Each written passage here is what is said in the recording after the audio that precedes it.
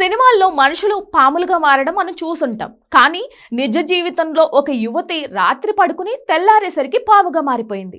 ఉత్తరప్రదేశ్లో ఈ వింత ఘటన జరిగింది. ఒక యువతి రాత్రి తన గదిలో వెళ్లి పడుకుంది.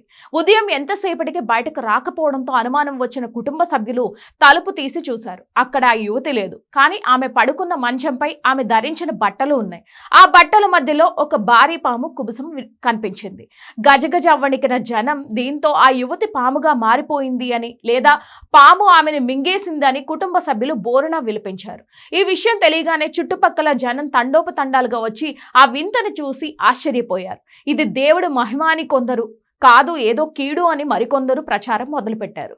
విషయం తెలుసుకున్న అజిత్ మల్ circle officer Manoj Gangwar team అక్కడికి చేరుకుంది. మంచం మీద ఉన్న పాము చర్మాన్ని బట్టలను పరిశీలించిన పోలీసులకు అసలు విషయం అర్థమైంది. ఇది మహిమ కాదు, పక్కా ప్లాన్ అని తేల్చారు.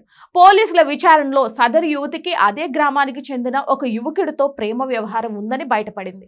ప్రియుడితో పారిపోవడానికి ఆమె ఒక మాస్టర్ ప్లాన్ వేసింది.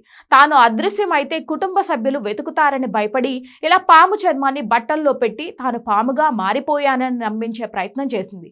అందరూ ఆ భయంలో ఉండగా ఆమె ప్రియుడితో జంప్ అయిపోయింది. పోలీసులు యువతి మొబైల్ ఫోన్ను స్వాధీనం చేసుకున్నారు. తండ్రి ఫిర్యాదు మేరకు BNS సెక్షన్ 87 కింద కేసు నమోదు చేసి ఈ జంట కోసం గాలిస్తున్నారు. మనుషులు పాములుగా మారడం అసాధ్యం, ఇలాంటి మూఢనమ్మకాలను నమ్మొద్దు అని పోలీసులు ప్రజలకు విజ్ఞప్తి చేశారు.